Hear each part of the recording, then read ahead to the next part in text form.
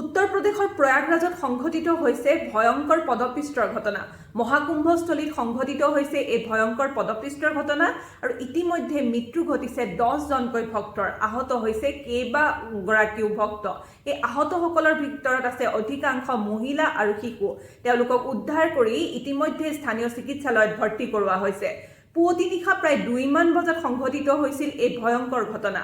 নিশাই কেইবা হাজাৰ ভক্তই একেলগে ত্ৰিবেণী সংগমৰ বেৰিকেড ভাঙি স্নান কৰিবলৈ আগবাঢ়িছিল আৰু এই ভক্তৰ ভিৰ আৰু দৌৰাদৌৰিৰ ফলতে সংঘটিত হৈছিল এই পদপিষ্টৰ ঘটনা। পদপিষ্টসকলক উদ্ধাৰ কৰি ইতিমধ্যে চিকিৎসালয়ত ভৰ্তি কৰোৱা হৈছে। হাস্পতালত জীৱন মৃত্যুৰে যুঁজিছে কেইবাগৰাকীও ভক্তই।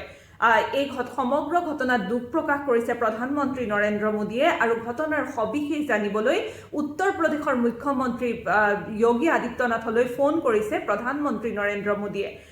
ঘটনাস্থলীত ইতিমধ্যে আৰক্ষী সেনা আৰু NSG জোৱান মোতায়েন কৰা হৈছে।